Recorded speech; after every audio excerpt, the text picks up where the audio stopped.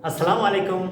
Welcome to my class. I am Abdus Salam, Assistant Teacher, Rajshahi Collegiate School, Rajshahi, Bangladesh. My dear viewers, you are learning English easily with me. আমরা আজকে একেবারে বাস্তব এবং বর্তমান চলমান যে বিষয়টা নিয়ে বেশি মানুষ আতঙ্কিত, জর্জরিত, মৃত্যু ভয়, এই মৃত্যু নিয়ে কয়েকটা কথা বলে এই মৃত্যু নিয়ে আমরা আসলে আজকে ট্রান্সলেশনটা কীভাবে করতে হয় সেটাই কাজ করব। একজন মানুষ মারা যায়, সেই মরার ধরনটা কেমন, এই ধরনের উপর ভিত্তি করে যে কীভাবে সেন্টেন্স তৈরি করতে হয় সেইটাই নিয়ে আজকে আমাদের আলোচনা। মনে করো যদি কেউ এরকম হয়, সে করোনা দ্বারা আক্রান্ত,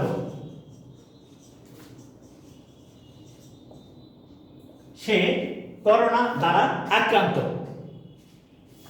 তাহলে কে? সে, হি আক্রান্ত, is affected, he is affected, he is affected, সে আক্রান্ত কি দ্বারা? Corona, by corona. এই যে কত সহজে এটা লেখা যায় এবং কত সহজে প্রকাশ করা যায়, কারণ বর্তমান পৃথিবীতে করোনা একটা আতঙ্কের নাম, করোনা একটা আতঙ্কের নাম। আর আমিও হতে পারি আক্রান্ত, তুমিও হতে পারো, যে কেউ হতে পারে। তাহলে কি বলছে? সে করোনা দ্বারা আক্রান্ত, he is affected by corona, he is affected by corona. আচ্ছা, করোনা দ্বারা আক্রান্ত হলে কেউ মারা যাচ্ছে, আবার বেশিরভাগ মানুষই সুস্থ হচ্ছে। এই যে মারা যায় মানুষ, মারা যাওয়ার যে ধরনটা, তার উপর ভিত্তি করে সেন্টেন্সের ধরন চেঞ্জ হয়, সেইটা নিয়ে আজকে আমরা আলোচনা করব। যেমন সে জ্বরে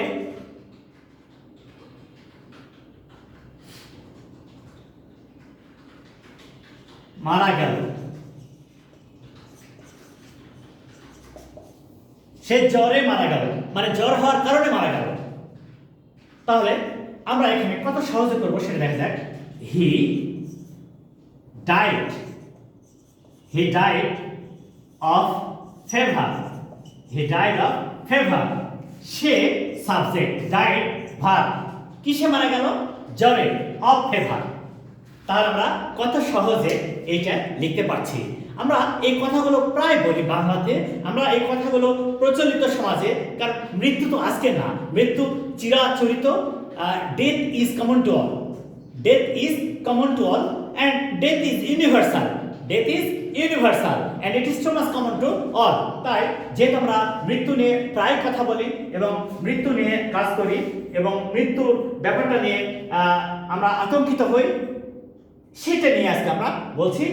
কি ধরনের মৃত্যু তার উপর নির্ভর করে সেন্টেন্সের অবস্থান হয়। সেটা কি? কোনো রোগে মারা গেল, যে কোনো রোগে, জ্বর হতে পারে, সে ইনফ্লুয়েঞ্জা হতে পারে, সে যে কোনো অসুখে হতে পারে। এই রোগে বা শোকে মারা গেল, রোগে বা শোকে মারা গেলে তখন আমরা ব্যবহার করি কি? Die of. তখন কে? Subject plus die of plus ওই রোগের নাম। তাহলে স্ট্রাকচারটা কি? প্রথমে সাবজেক্ট, তারপরে ডাই অফ প্লাস রোগের নাম, রোগের নাম। এই তো কত সহজে আমরা এই সেন্টেন্সটা লিখতে পারছি। তাহলে যে কোনো রোগে যখন মারা যায়, যে কোনো রোগে যখন কেউ মারা যাচ্ছে, তখন আমরা কিভাবে করছি? প্রথমে কে মারা যাচ্ছে তার কথা লিখছি, সে সাবজেক্ট। প্রথমে কে মারা যাচ্ছে? উনি সাবজেক্ট হলো।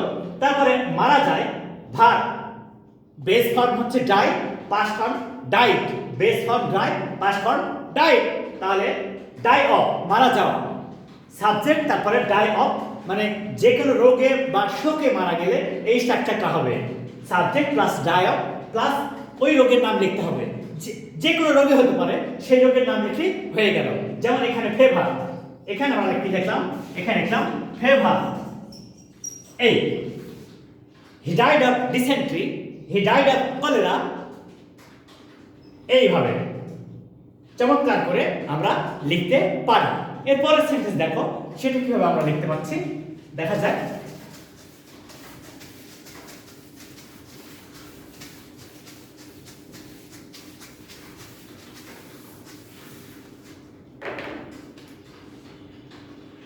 সে করোনায় মারা গেল। ওই স্ট্রাকচারটা আমরা ফলো করবো, কিন্তু একই স্ট্রাকচার কি, she he died of corona। তাহলে কি হলো, স্ট্রাকচার কিন্তু চেঞ্জ হয়নি। সেটা কি, সাবজেক্ট ডাই অফ প্লাস ওই যে নেম, নেম অফ ডিজিজ,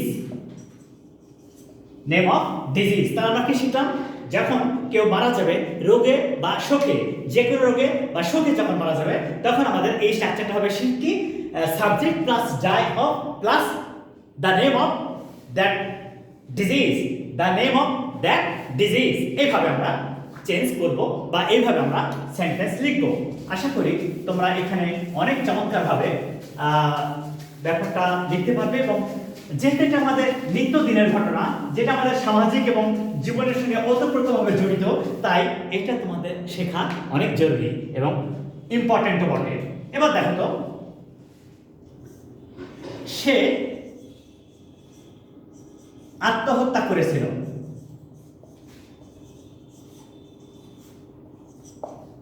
সে আত্মহত্যা করেছিল। সে আত্মহত্যা করেছিল। তাহলে হি কে, সে, হি ডাইড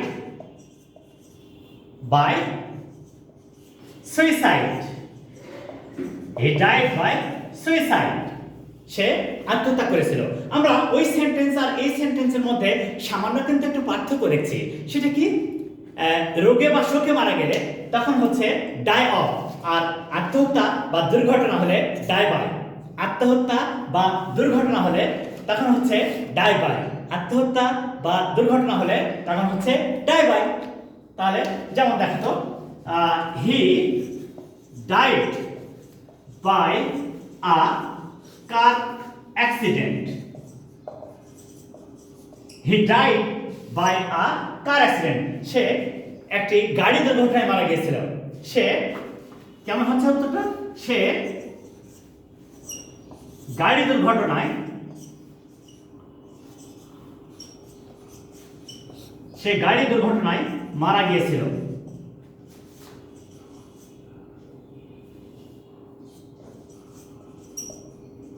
এবার দেখো তো, সে গাড়ি দুর্ঘটনায় মারা গেছিল। He died by a car accident. তাহলে আমরা কি শিখলাম, রোগে বা শোকে মারা যাচ্ছে যখন, তখন ডাই অফ হচ্ছে, আর আত্মহত্যা বা দুর্ঘটনা হলে তখন হচ্ছে ডাই বাই। খুবই চমৎকার এবং খুবই ইজি, এবং যেটা প্রতিদিন ঘটে, নিত্য নৈমিত্তিক ঘটনা, সেটা নিয়ে আজকে আমরা কাজ করছি। মানুষ মরবে, death is common to all and it is universal, so we have to think about it and we have to think the major problem of our society, that is death. Death is common to all. Death is common to all. এবারে দেখো তো,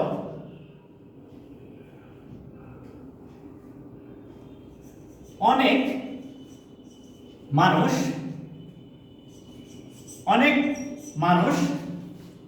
দেশের জন্য মারা গিয়েছিল।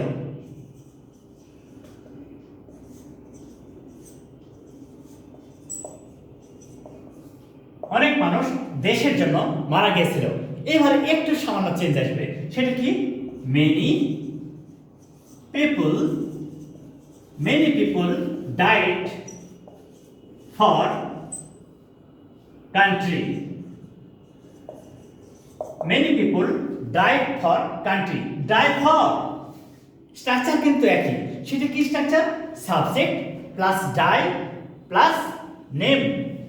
তাহলে এখানে আমরা দেখলাম যে অনেক লোক দেশের জন্য মারা গিয়েছিল। Many people died for country.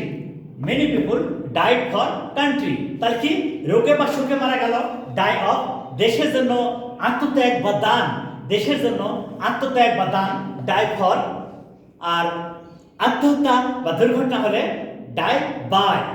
এবারে যদি কারো বদ অভ্যাস থাকে সেভাবে মারা যায় তাহলে হবে, যদি কারো বদ অভ্যাস থাকে সেভাবে মারা যায় তাহলে হবে ডাই ফ্রম। যেমন সে ধূমপান এর জন্য মারা গিয়েছিল।